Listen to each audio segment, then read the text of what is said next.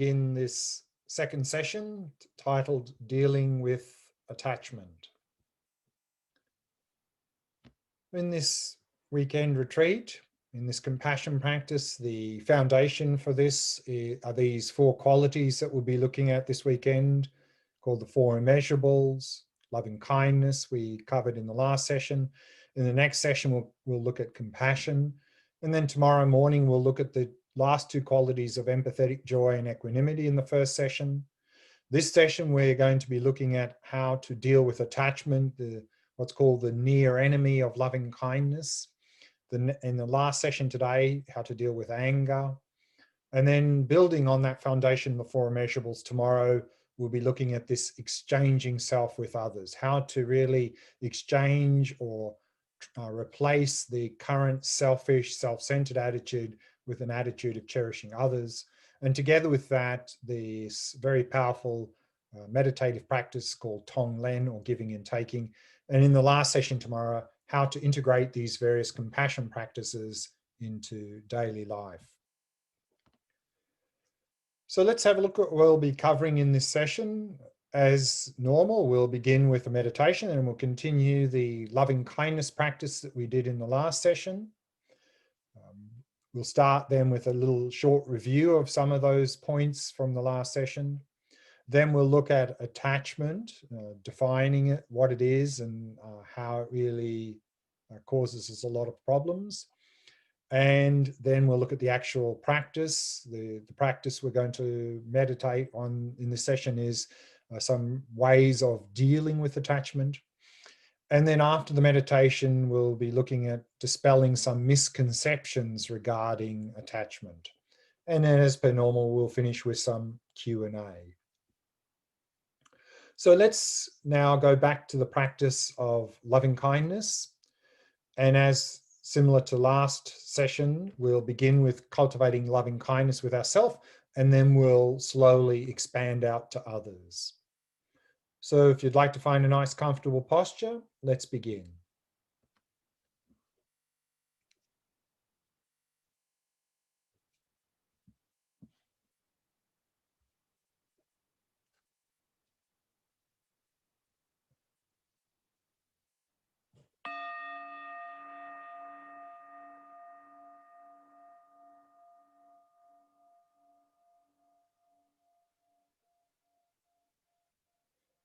You begin by setting the body into a state of relaxation, stillness, and vigilance. A vigilant posture is to keep the back nice and straight. And at the same time, allow the entire body to become completely relaxed.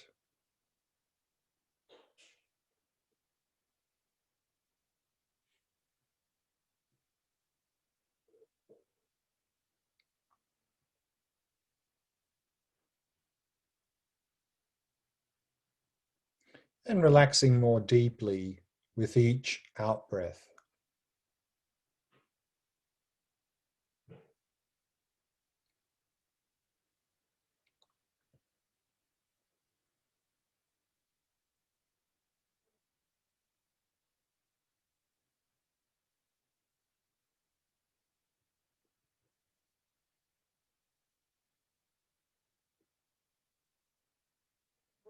And having established a good posture, then keeping the body as still as possible, avoiding any unnecessary movement.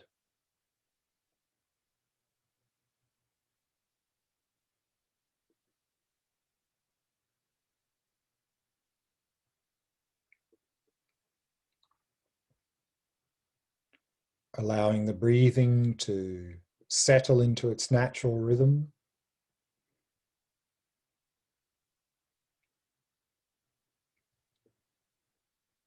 Not trying to control or regulate the breath in any way.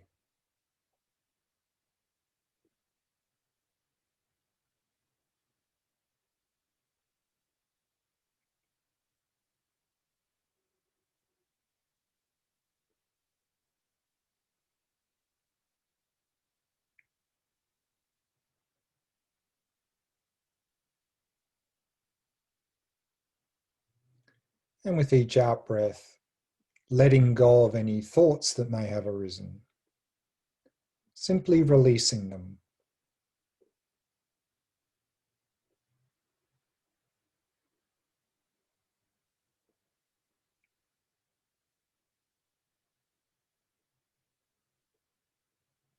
And allowing the mind to come to rest in the stillness of the present moment.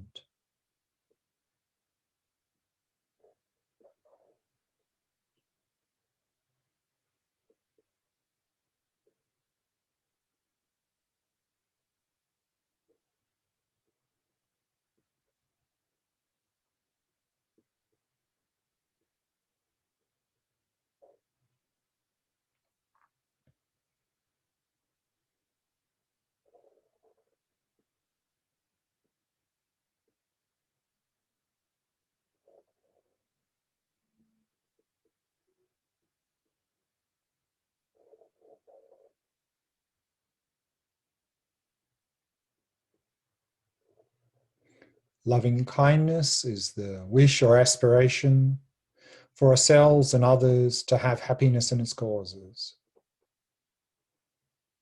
And we can begin by cultivating loving kindness for ourselves and then expanding out to others.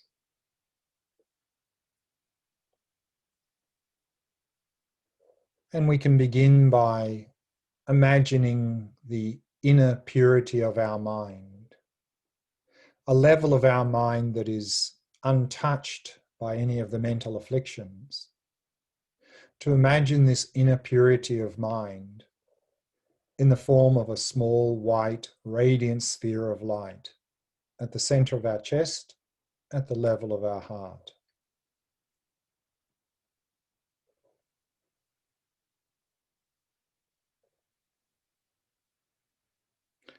And then arouse the thought, how wonderful it would be if I had happiness in its causes. May I be truly well and happy.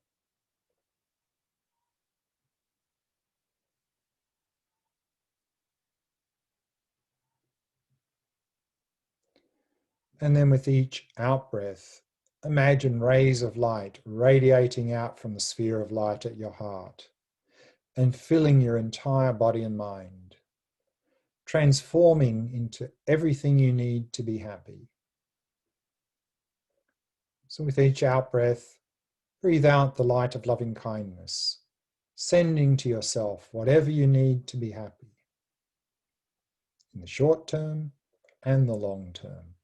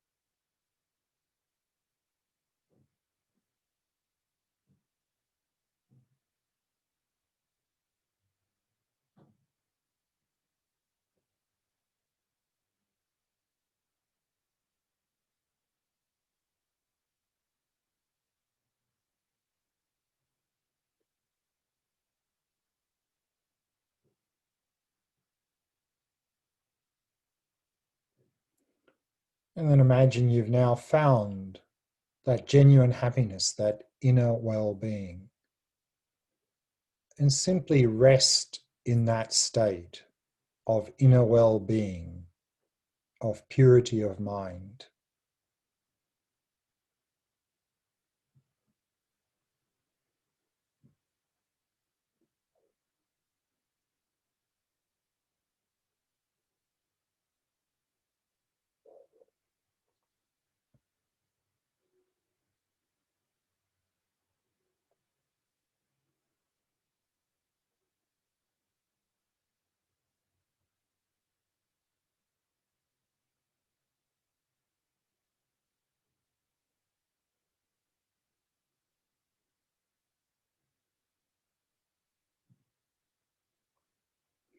And just as you wish to be happy, so does everyone else. So now allow your field of loving kindness to expand out to others. And allow your mind to move around. And whoever comes to mind, whether it's a friend, a stranger, or even a difficult person, attend to them.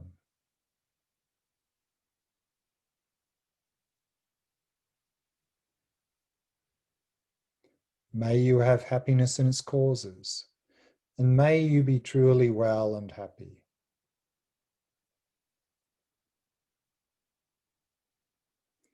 Breathing out the light of loving kindness, sending to them whatever they need to be happy.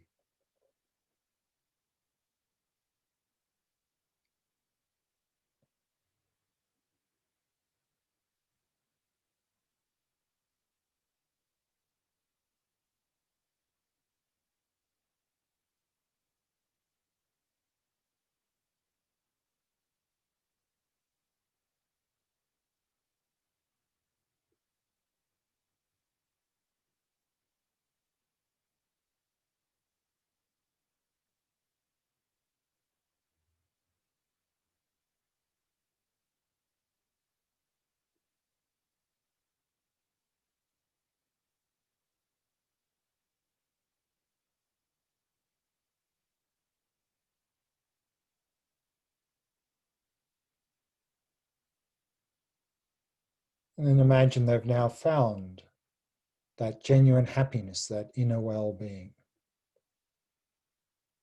And take joy in this.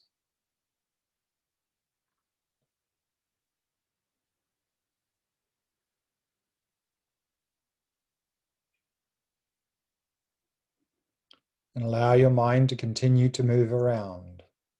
Whoever comes to mind, whether it's an individual or even a group of people, attend to them. May you have happiness as causes. May you be truly well and happy. And breathing out the light of loving kindness, sending to them whatever they need to be happy.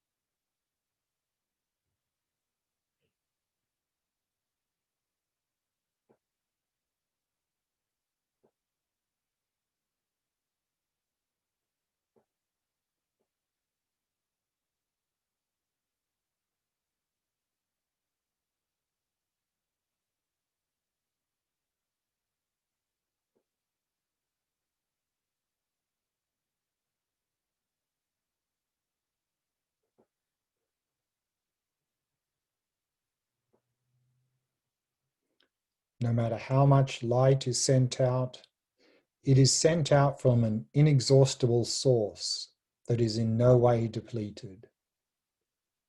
Breathing out the light of loving kindness.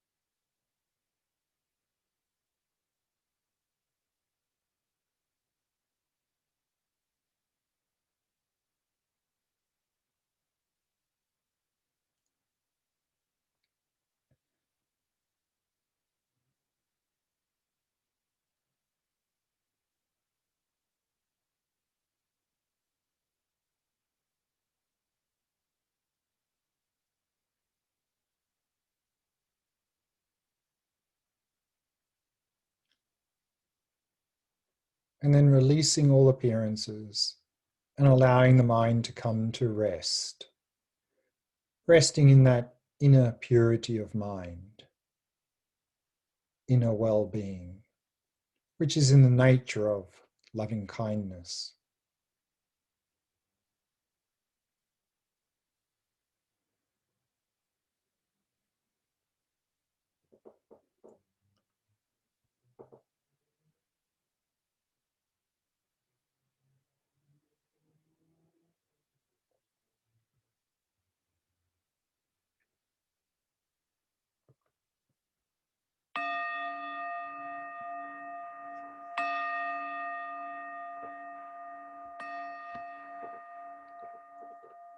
And we can bring the meditation to a close.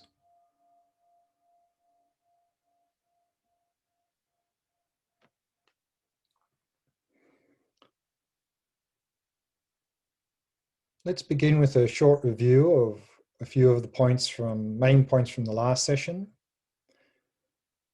We saw here that in these retreats, we're doing this series of 5 retreats, that the first 2 was the shamatha retreats, which was cultivating mindfulness, which is really the basis for the 2 main wings of practice of wisdom and compassion.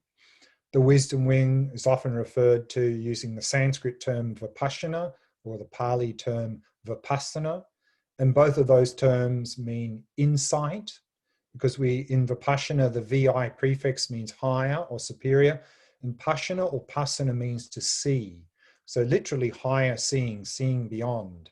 So often translated as insight. And in that insight of vipassana practice, in the next 2 retreats, in the next retreat, we'll be looking at the foundation level, these insights called the 3 marks of existence. In the last retreat, the insight into emptiness.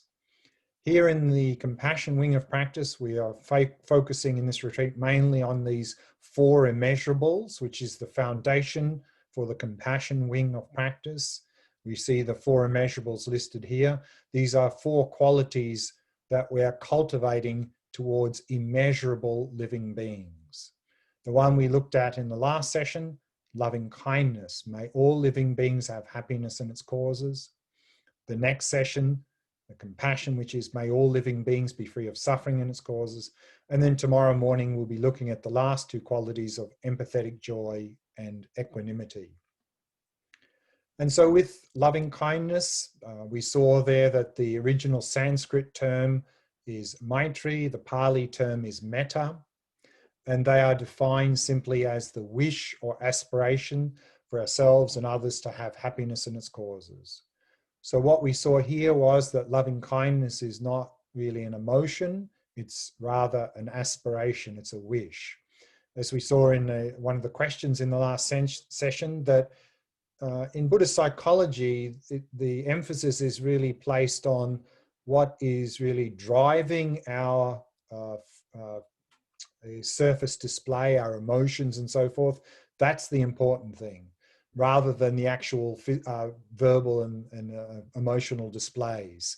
And so here then, loving kindness is really this, again, this underlying intention or wish or aspiration for ourselves and others to have happiness and its causes. So if we really want to cultivate this loving kindness, we saw, therefore, we need to know what is happiness, what are the causes of happiness, how do we cultivate those causes? Because if we don't know those 3 things, then loving kindness is really just words with no meaning. And therefore, if our aspiration is misdirected, then often, as Shantideva said, we'll end up with inducing a lot of unnecessary suffering in our pursuit of happiness, because we don't know what is happiness, what are the causes of happiness, and how do we cultivate those causes. So we saw there that we can talk about 2 types of happiness: temporal happiness and genuine happiness. Temporal happiness being our pleasurable experiences, which therefore are transient, they're unsustainable, unreliable type of happiness. A conditioned happiness based on what we can get from the world. Whereas genuine happiness, inner well-being, is a state of inner well-being that does not require any particular stimulus to be present. So it's an unconditioned happiness. It's not stimulus-based happiness. And therefore it's stable, it's sustainable, it's reliable, and it is in the nature of happiness. So here, when we are cultivating loving kindness at the deepest level, then we are aspiring for ourselves and others for this genuine happiness or inner well-being. But remember, we're not therefore excluding temporal happiness or pleasure. That we, of course, we can wish ourselves and others to have good conditions, to have enough food in our stomach, to have roof, the basic necessities of life and so forth. Because if we don't have these good conditions, then we can't survive, we can't even strive for inner well-being. But if we can distinguish these two types of happiness, then we can avoid the trap of simply chasing after pleasure, hoping that that's going to make us happy and give us some sort of lasting, genuine happiness. Because all that chasing after pleasure with craving and attachment will do is produce a lot of unnecessary mental and physical suffering for ourselves and often for the people around us. And so we saw there then that the causes for genuine happiness in all Buddhist traditions can be condensed into these same three core areas of practice. That in the Theravada Buddhist traditions, the causes of genuine happiness are normally presented as this noble eightfold path. And in the Mahayana Buddhist traditions, the six perfections. And we'll look at those presentations in some more detail later in the Vipassana retreats. In the two Vipassana retreats, we'll look at the Eightfold Path and the six perfections in a little bit more detail there. But both of those can be condensed down into these three core areas of ethics, concentration, and wisdom. Because the Buddhist assertion is that we can achieve genuine happiness by eliminating underlying causes of suffering, that genuine happiness is a state free of suffering and its causes. And the underlying, as we're going to see in the next session, the underlying causes of suffering are our mental afflictions, particularly our distorted view of reality. Therefore, if we want to overcome mental afflictions and suffering and achieve this genuine happiness in inner well-being, we need to come to an insight into the nature of reality. That is the wisdom practice, the Vipassana practice. That's what we're going to focus on in the next two retreats. In order to be able to come to a direct insight into the nature of reality, we need a very calm, clear, focused mind. We need the mind of shamatha. So that's what we looked at in the first two retreats. And underlying both of those is ethical lifestyle, to avoid harmful behavior. Because if we engage in harmful behavior, that's going to not only create a lot of suffering for ourselves, but it's going to really agitate the mind and really not provide any effective sort of basis for either the shamatha or vipassana practice. So these are the causes of happiness, and how do we cultivate those causes? We looked at in the shamatha practice in the last two retreats, and the vipassana practice we'll be looking at in the next two retreats. And we saw there that in the cultivating loving kindness, it's very much recommended to do that in stages. The classical presentation in the earlier texts was first cultivate towards friends because it's most easy, then strangers, and then eventually to difficult people, so-called enemies, and then towards all living beings, which is immeasurable loving kindness. Here in the modern world, I think for most of us, we need to add that extra stage at the beginning to cultivate loving kindness toward ourselves first, because we often don't really feel very good about ourselves. And if that's the case, that's where we really need to begin with loving kindness, because if we're not having loving kindness toward ourselves, we're not going to be able to cultivate that towards anyone effectively. So that brings us to the topic for this session, is attachment and how to deal with it. Attachment here in Sanskrit is raga, in Pali lobha. Attachment is a mental affliction.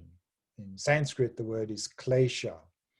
And klesha is defined as mental factors which cause the mind to become agitated or disturbed. And when we see in Buddhist psychology presentations of these mental afflictions, when we have a very extensive presentation, we have what's called the 6 root mental afflictions and the 20 secondary mental afflictions. So a list of 26 mental afflictions. That's the extensive presentation. That can be condensed down into the 6 root mental afflictions, which can be condensed down into the 3 poisons, which we'll look at shortly. But following on from the question from the last session here, is this word klesha is sometimes, quite commonly actually, translated as sometimes disturbing emotions or afflictive emotions. However, I think that's a little bit misleading, because a lot of these kleshas are not emotions, as we've seen, as we're going to see in this session and in the 4th session in terms of anger. And that, again, in Buddhist psychology, it's what's really driving our physical and verbal displays, behavior, that is the key, what's underlying that. And so here, therefore, I think to better translation for klesha is mental affliction. These are mental factors in our mind which afflict the mind, which agitate and disturb the mind. Attachment is defined as then a mental factor that sees its object as attractive. It exaggerates the object's attractiveness and thus wishes to possess and hold the object. And this is something we'll see in common with pretty well all mental afflictions. This idea of exaggeration or distortion is that mental afflictions exaggerate and distort because they are based on a distorted view of reality. And we'll look at that, of course, in much more detail in Vipassana practice. This how we distort reality is one of the main topics in the Vipassana retreats.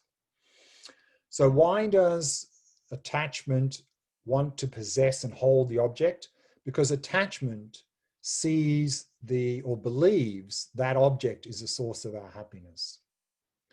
Now, here we need to be very careful with terminology.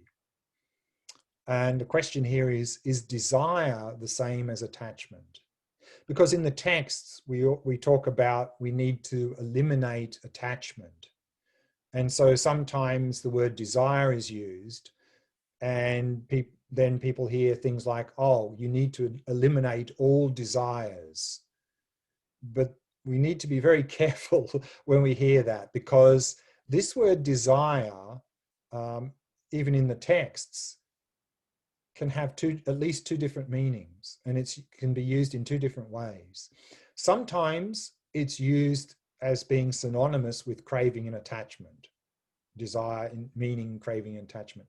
But also sometimes this word desire is used to mean aspiration. So if we are aspiring for something worthwhile, those kinds of desires we need to increase. Desire in terms of craving and attachment, we need to decrease and eliminate. So therefore, when we see the word desire, but also say the word passion, because often people feel that when we need to get rid of attachment, we need to get rid of our desires and passions. But desire and passion in terms of meaning aspiration, aspiring for worthwhile goals, those sorts of desires and passions we need to increase and cultivate. Whereas desire and passion in terms of meaning craving and attachment for something, that we need to eliminate. So again, we need to be very careful when we use these words and what they mean and how we understand them. Where does attachment come from? It comes from our distorted view of reality. As I just briefly mentioned, in particular here, it comes because the object of our attachment seems to be the source of our happiness. And we'll speak more about that in that process of how that distorted view of reality leads to craving and attachment and other mental afflictions. That will be explained in more detail, again, in the Vipassana retreats, the upcoming Vipassana retreats. But briefly here, just to briefly mention how we distort reality. We can talk about at least 4 ways in which we have a distorted view of reality. The first is we tend to see things which are changing as unchanging. And here the word changing is often we use the word impermanence. That even though intellectually, I think we all accept that everything we experience is changing moment by moment, because I think science has conclusively proved that, certainly at the physical world level, that everything we see and experience is changing moment by moment at the atomic and subatomic level. However, is that how we relate to things? Do we relate to things in that way? No. So our behavior is not driven by our intellectual understanding. Our behavior is driven by our instinctive habit. And our instinctive habits are really sort of telling us that things around us are quite stable. They're not really changing very much. And so that's one distorted view we have, that experientially we see things which are changing as unchanging, as quite stable and not changing much. We also tend to see, as we saw in the last session, we tend to see pleasure as happiness. We also have a distorted view of seeing where there is no self, a self. Again, here we have to be careful when we see this word self. Here, when we see the word self, we're talking about an overinflated false sense of me. In particular here, this idea there's an autonomous me here somewhere. So as we're going to see in the next Vipassana retreat, there is no autonomous me to be found anywhere. But that's how we instinctively see ourselves, as is an autonomous self. And at the deepest level, we see things which are dependent as independent, that we instinctively grasp on to an independent me and an independent objective world. And that is a distorted view. And that view we're going to look at in the second of the 2 Vipassana retreats in terms of this Vipassana practice of wisdom of emptiness.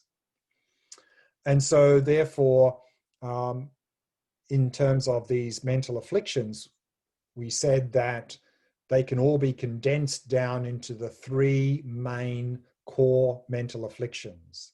And they are called the 3 poisons because they poison our mind, they contaminate our mind. And the first of those is ignorance. In Sanskrit is called avidya. And this is really this distorted view of reality. At the deepest level, this is this grasping onto independent me and independent world. That is what leads to attachment to pleasant things and aversion to unpleasant things. Attachment, as we've seen in the definition, is coming from the Sanskrit term raga. Aversion, Sanskrit term is dvesha. And we'll look at that aversion in terms of anger. Anger is a very strong type of aversion that's very destructive. And so we'll be looking at that in session 4.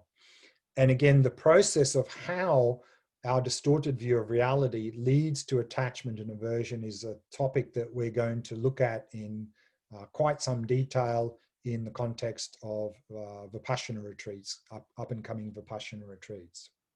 So here what we're saying is, where does attachment come from? At the deepest level of distorted view of reality is this grasping to independent me, independent objective world. Therefore, things seem to exist objectively. And so therefore, when we're experiencing something pleasant, instinctively, it seems like the pleasantness is coming from the object itself, that the object is attractive from its own side, that the object there is really the source of my pleasure, my happiness. And so therefore, we have attachment because it seems to be the source of my happiness. So therefore, I want to hold on to it. I want to hold and possess it. And so that brings us to the actual practice now of dealing with attachment. And there are a number of things we're going to go through in the meditation. So just briefly, the first point in terms of dealing with attachment is to have a clear understanding of what do we mean by attachment. Because if we don't understand what it is, then we can't deal with it. So we've just now briefly looked at the definition of attachment and how it's based on a distorted view of reality. And then we can also reflect on our own experiences and how actually our craving and attachment leads to suffering. Because if we don't have a clear understanding of these, then we'll not want to get rid of attachment, because we'll think attachment's something useful that we need to be happy. So by having that clear understanding of what it is and how it really leads to suffering, we'll develop an aspiration to eliminate it.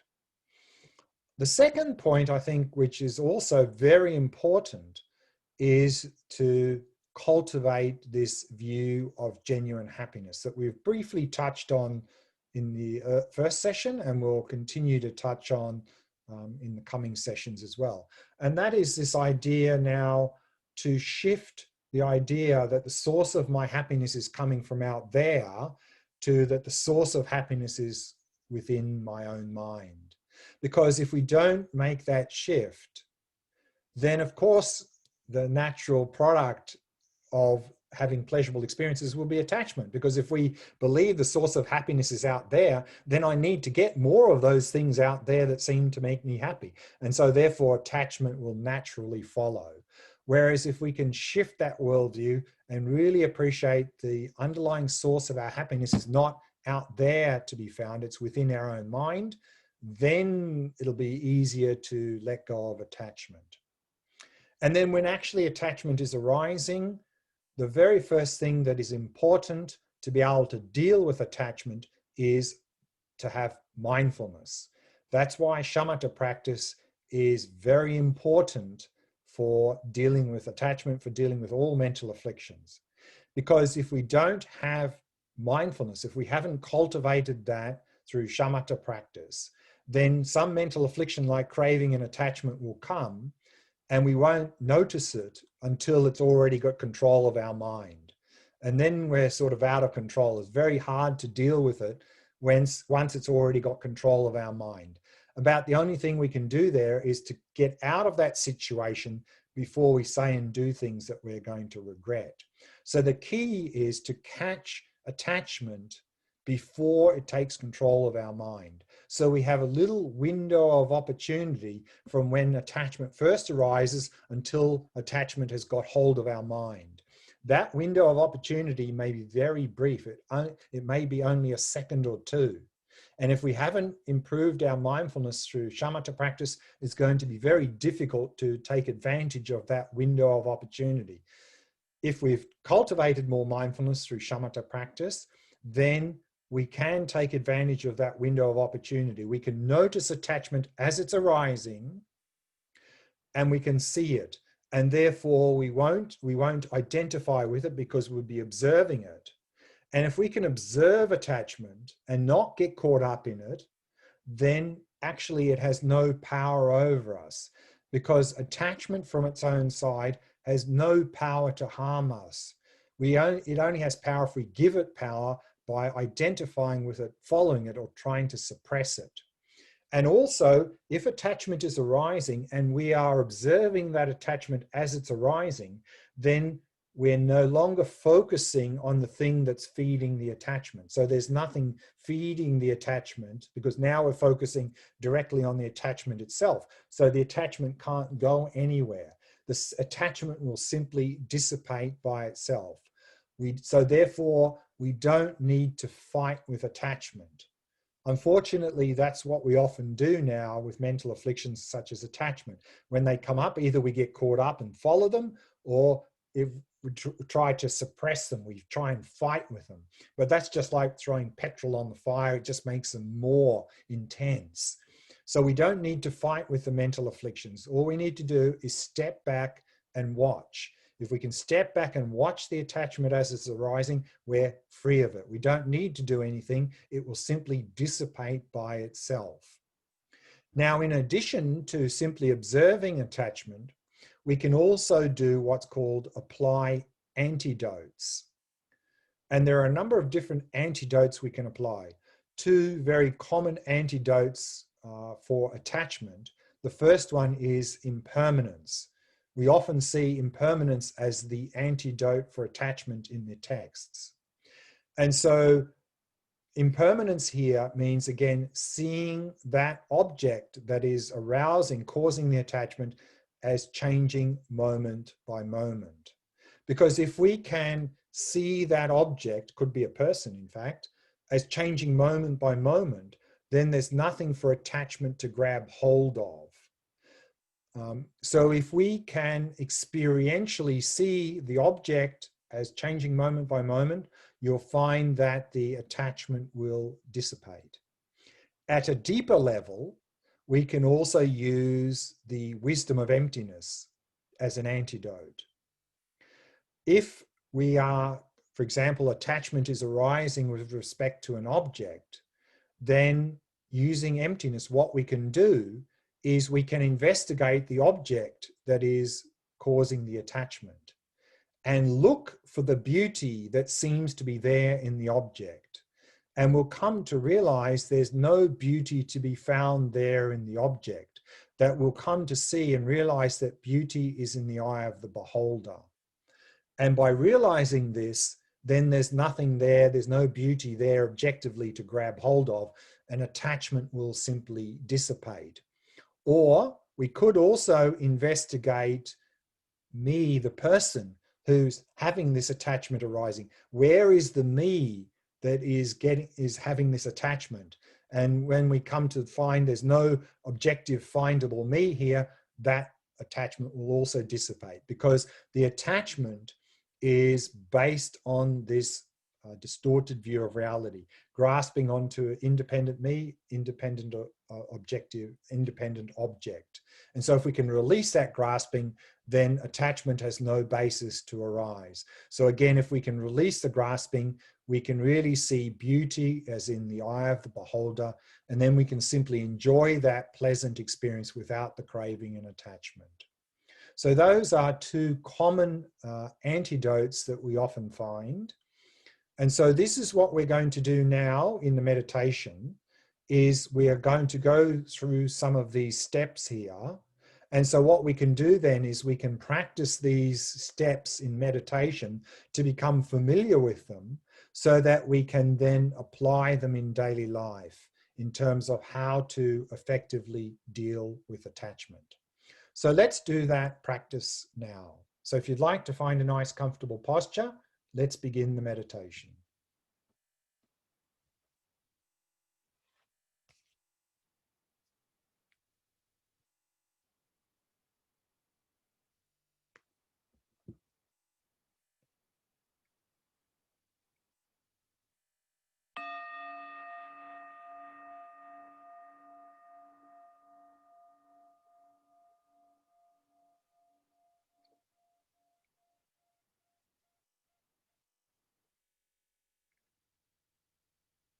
As always, we begin by preparing the body.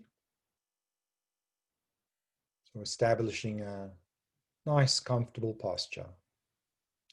Back straight and body relaxed.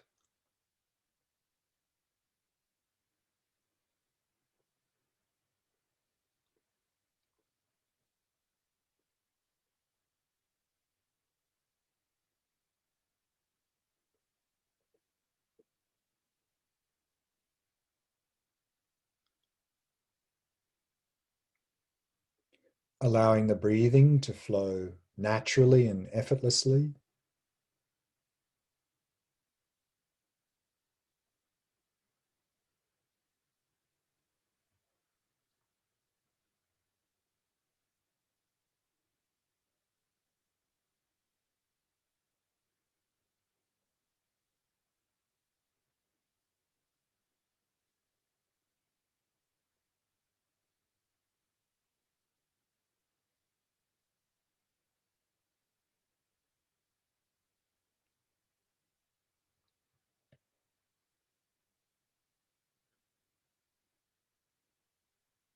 And setting the mind in a state of ease and relaxation.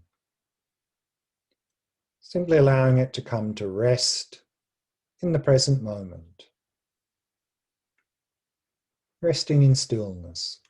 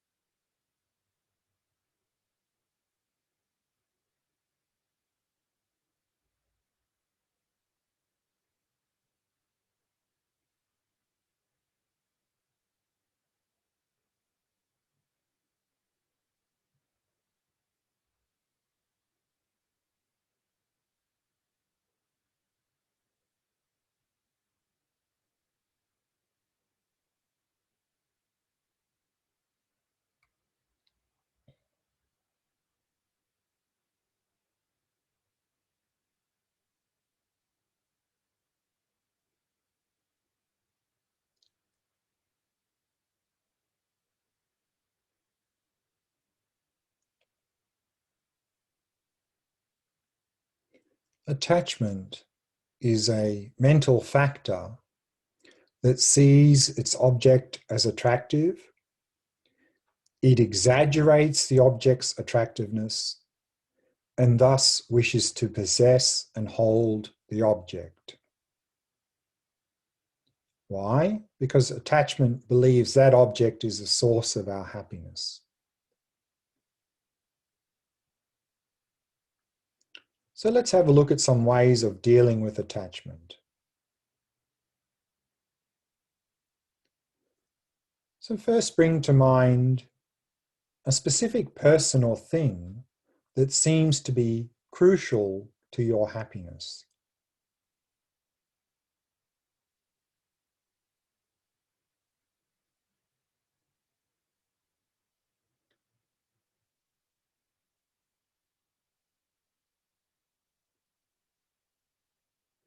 And then imagine that you actually have this person or thing and that you're holding on very tightly, not wanting to lose that person or thing because they're so crucial to your happiness.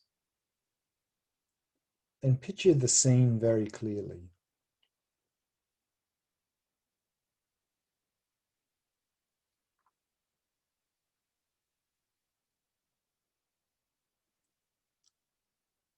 How do you feel? Is your mind relaxed and calm?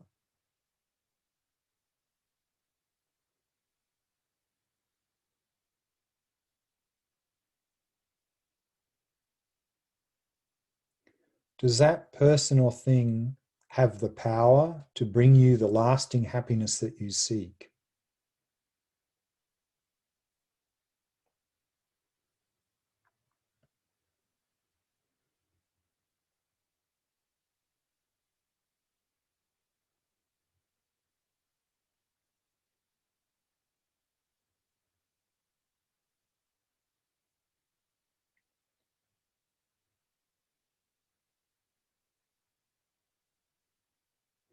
Now mentally relax your grip on that person or thing, allowing it to just be, allowing some space.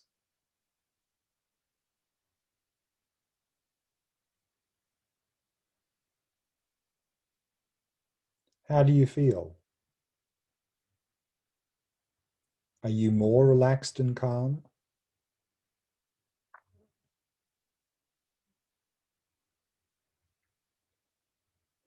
Without the clinging, are we more able to enjoy the presence of that person or thing?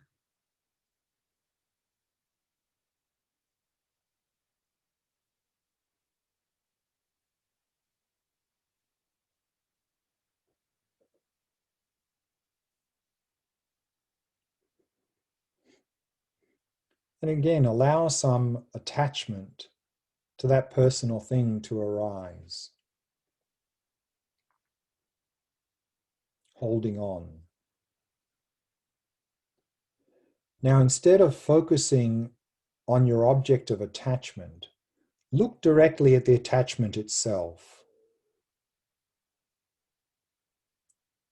What is the nature of attachment? Is it something solid and concrete? Or does it change? Simply look at it.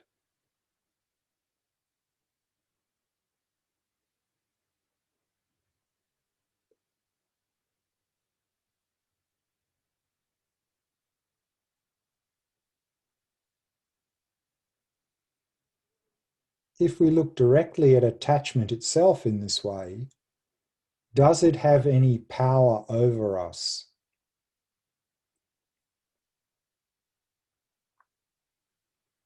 Do we need to fight with it?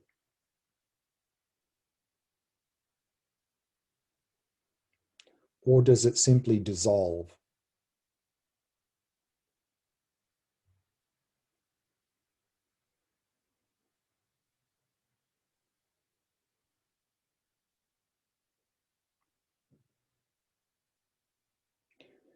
Now recall that the person or thing you're attached to is impermanent, changing from moment to moment, in a constant state of change, not remaining the same from one moment to the next, constantly changing.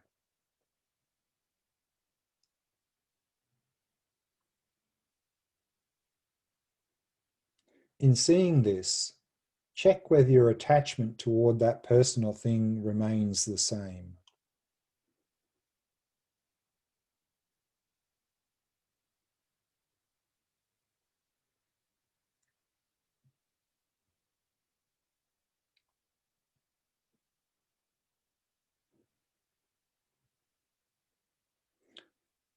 Now imagine that person or thing changing over time and becoming very old.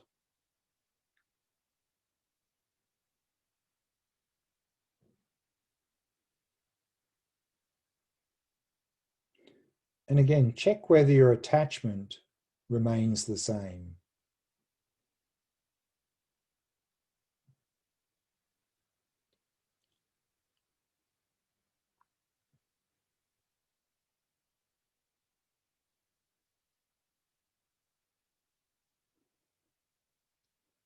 And again, imagine the person or thing you're attached to clearly in front of you. What is it exactly that makes that person or thing so desirable, so attractive?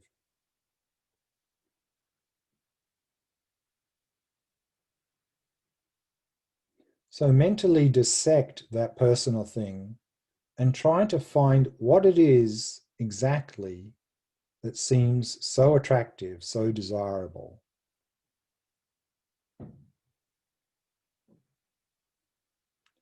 What is so objectively attractive?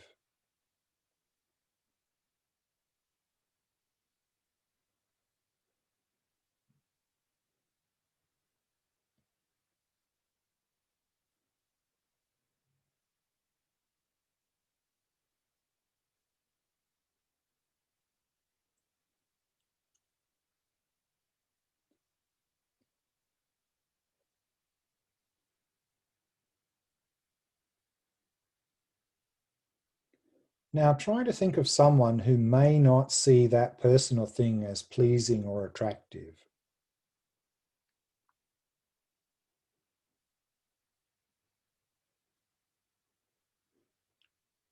Is their perception invalid? Are you seeing that person or thing in the correct way while they are mistaken?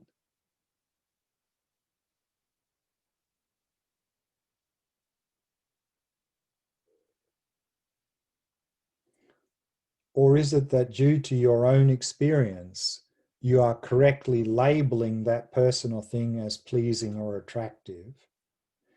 And that due to that other person having a completely different experience, they are correctly labeling that person or thing in a totally different way.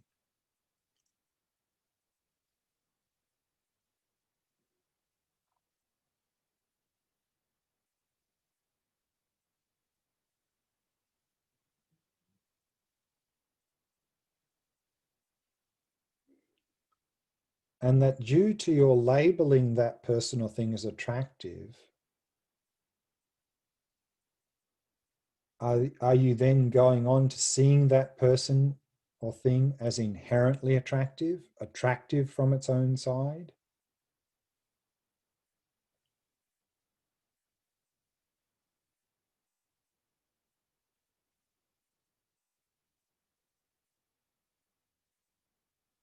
And as a result, do you develop some attachment, thinking that that person or thing is the source of your happiness?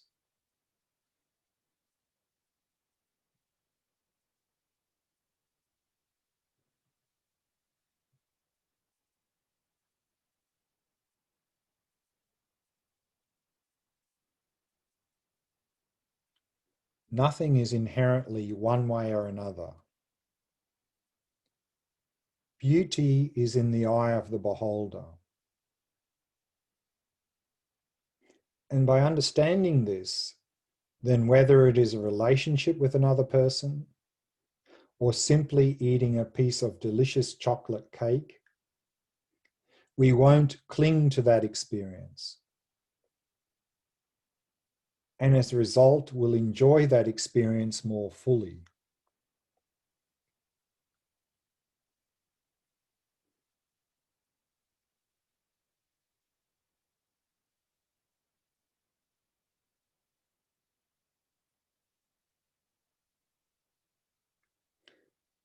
And then in conclusion, recognize that it is possible to practice these methods of letting go of attachment, and that when we do, we'll feel more balanced and free to enjoy things without clinging.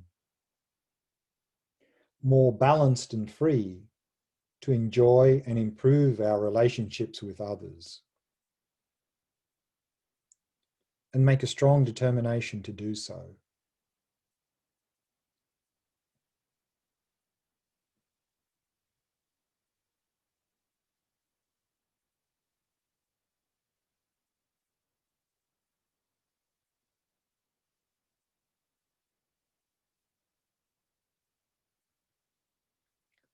And then release all appearances and allow the mind to come to rest. To rest in that inner purity of mind, which is free of attachment.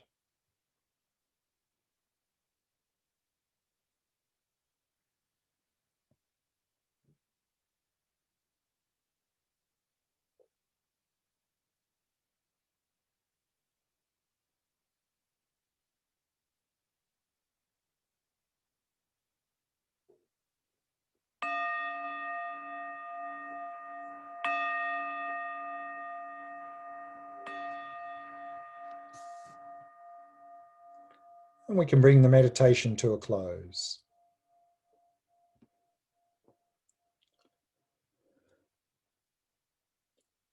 So before Q&A, let's just quickly have a look at 3 common misconceptions that we come across here in terms of attachment. Because here we're talking about eliminating attachment. One common misconception is, I need attachment to enjoy things. That without it, my life would become very bland or boring. So if I get rid of attachment, my life's going to be very bland or boring. Another common misconception is, I need attachment to have a relationship. Without attachment, there would be no basis for a relationship. And another misconception that comes up sometimes is, I need attachment to be creative. So let's have a look at those. The first one is, I need attachment to enjoy things. So what we saw there earlier in the last session was that actually attachment interferes with the enjoyment of the simple pleasures in life. That when we have craving and attachment, together with that often comes fear and worry about not getting it, not getting enough of it, losing it, frustration when we don't get it, overindulging when we do get it, dissatisfaction when it doesn't live up to our expectation, and then end up with more craving. And then we tend to lose enjoyment of simple pleasures in life because attachment's never satisfied. It's always looking for something bigger, better, and different. And that happened with me. An example was many years ago when I did my first long meditation retreat. I was in a retreat hut up in the mountains in Spain. It was a retreat center that provided food in a basket every day. And the food was quite nutritious, but the menu tended to be quite repetitive. And we know from our own experience, if there's something we eat, even if we enjoy it, but we eat it again and again and again, it doesn't take too many days of eating the same food where we go, oh, not that again. My experience in retreat was exact opposite. That after about a month of eating the same food, it started tasting better. And initially I felt that the cook was making more effort in cooking. But then after a couple more weeks, it still kept tasting better and better. And so after about 6 or 7 weeks, I realized this is exactly the same food as 6 weeks ago. What had changed? What had changed was that due to being in retreat and my craving and attachment was subsiding due to my mind settling down and the various practices I was doing, then actually I was enjoying the food much more because of that reducing in craving and attachment. And also the things around me got more beautiful. Often if we're in one place, even if it's a beautiful place, after some days, we don't even notice the beauty anymore. But my experience was that my environment kept getting more and more beautiful, that even little insignificant things suddenly were, wow, that's so beautiful. And it was because my craving and attachment was subsiding due to being in retreat. So that was my experience. And that's what the meditation texts say, is if we can reduce craving and attachment, we'll actually enjoy the simple pleasures in life much more than we do now. So when that's explained, people go, well, maybe that might make sense. Let me check that out. But I definitely need attachment to have a relationship. And part of the confusion here is how it's defined. That I think how the word attachment is defined in Buddhism and in psychology is not the same. In fact, in psychology, we talk about attachment theory, where they talk often about healthy forms of attachment we actively need to cultivate. And one example often given is a strong bond between mother and child. So in Buddhism, simply a strong bond between mother and child is not necessarily attachment. And so here we see a definition of attachment in psychology. It's a deep, enduring emotional bond that connects one person to another across time and space. According to Buddhism, we need to have that with everyone in a healthy way. So that's fine, but that's not an attachment in Buddhism. Remember, attachment is defined as a mental factor that sees its object as attractive, it exaggerates the object's attractiveness and thus wishes to possess and hold the object. Now, in any relationship, there are two dynamics, one healthy one of loving kindness, the unhealthy one of attachment. And usually they're mixed together. So what is important is to distinguish these two dynamics, increase the healthy one and decrease the unhealthy one. So in a relationship, love or loving kindness is simply the wish for that person to be happy. The fine print is without expecting anything in return, what we would call unconditional love, no strings attached love. Whereas conditional love is love contaminated or polluted by attachment, which says, I will love you as long as, here comes the condition, you keep saying and doing things that make me happy. That's all attachment speaking. So therefore, the way to distinguish these two dynamics, love or loving kindness is saying, I want you to be happy. Attachment is saying, I want you to make me happy. So attachment's all about me, me, me. And actually attachment sees the other person as an object, as a thing to satisfy me. So not very nice. So therefore, to distinguish these two dynamics, increase loving kindness as much as possible, decrease attachment as much as possible, and our relationships will improve. But some people say, but I still need attachment to be creative. Of course, mental afflictions like craving, attachment, anger, and jealousy provide a lot of material for creativity. that's well known. But here we're talking about what is the source of creativity. And the source of creativity is definitely not the mental afflictions. The real source of creativity is coming from deep within our own mind. And mental afflictions like craving and attachment, while they're manifesting, are suffocating that creativity, is obscuring the deeper level of mind. So if we start to eliminate craving and attachment and other mental afflictions, what will happen is we'll be able to access that deeper level of mind more easily, where the creativity comes from. So by eliminating attachment, you'll find that you'll become more creative and for a more meaningful reason. So therefore, in summary, by reducing and eliminating craving and attachment, we'll enjoy the simple pleasures in life more, our relationships will improve, and we'll become more creative for a more meaningful reason. So it's a win-win-win situation by eliminating or reducing and eliminating attachment. So we've got time for some question answer now before we break for lunch. So again, any chat questions, or if you prefer, switch on your webcam and your mic. Hi, Glenn. There was a question from Antonella from Italy during the session. Can I go ahead with it? Sure. When wishing genuine happiness to others during meditation, I sometimes feel there are barriers, especially with specific There are people. sometimes what, sorry? I sometimes feel there are barriers. Barriers, yeah. Especially with specific people, to let my happy feelings and wishes enter their lives. Right. How can I help to open up these barriers? Is it maybe me that creates them without being aware of them? Thank you.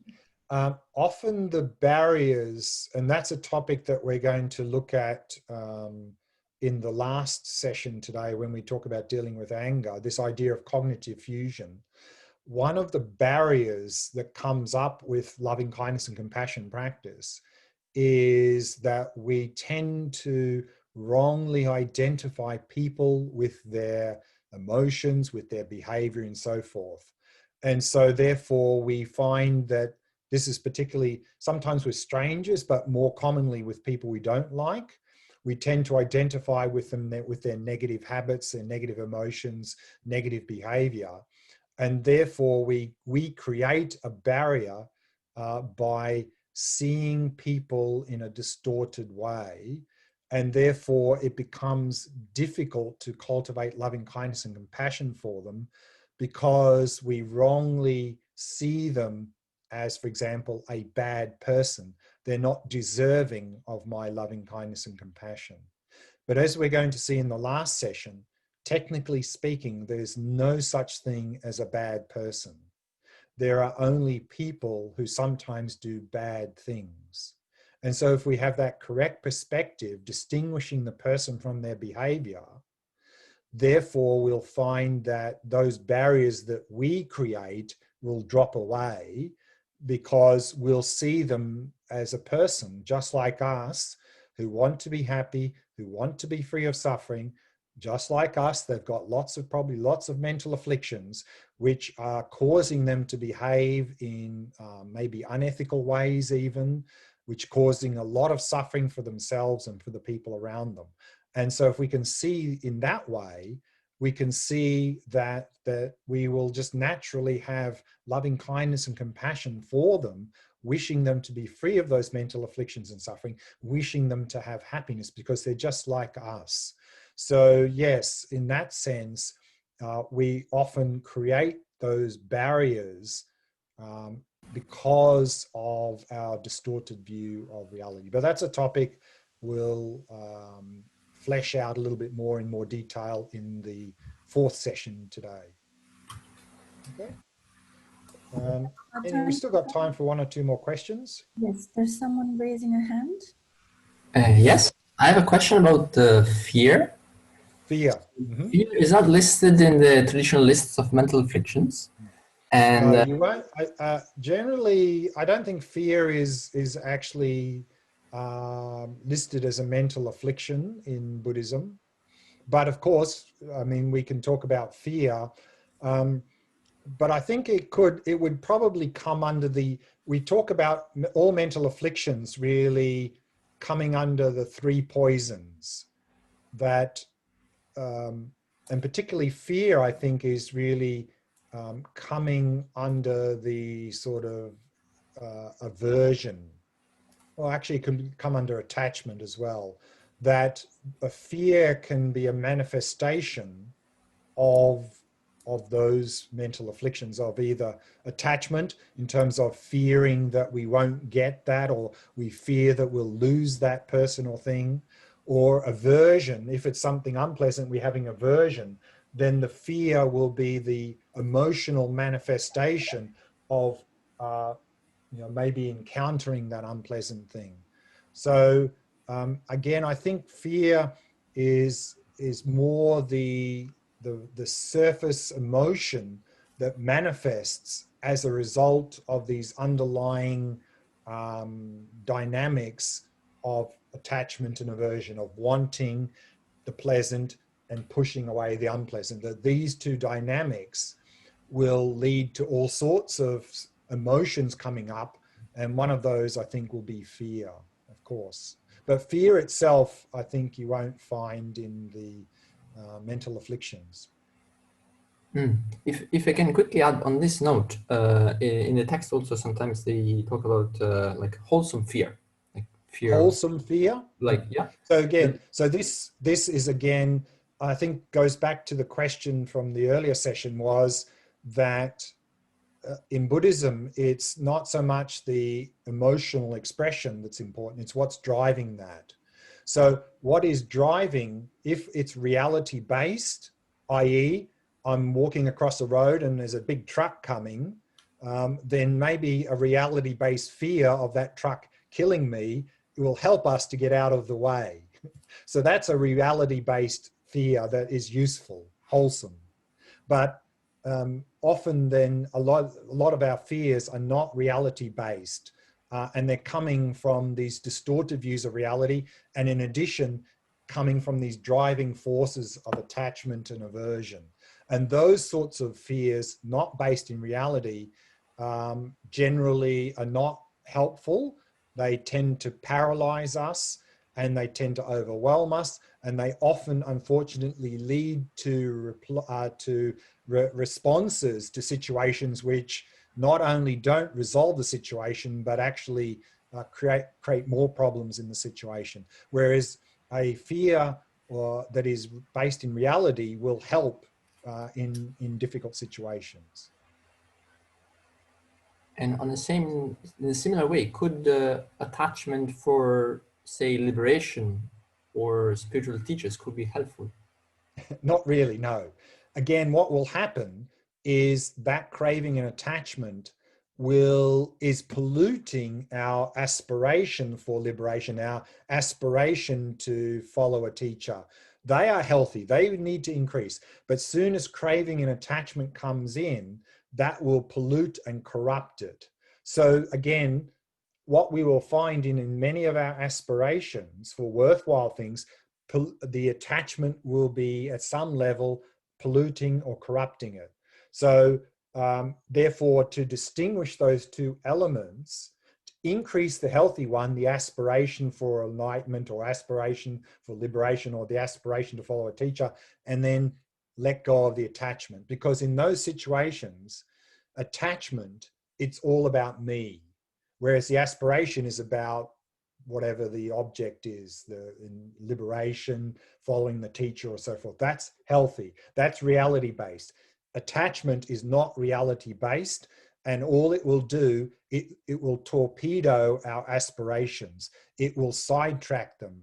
So the more attachment we have for teachers, for liberation, the more problems we're going to encounter, and the more that will derail our aspiration for whatever we're aspiring for. Does that make sense? Yeah, thank you. Thank you. Okay. I think we've run out of time there. Yes, we have. So let's leave it there. So let's break for lunch now. So we have 1 hour for lunch. We'll come back in an hour, and then we'll look at the compassion practice, the actual compassion practice in the next session.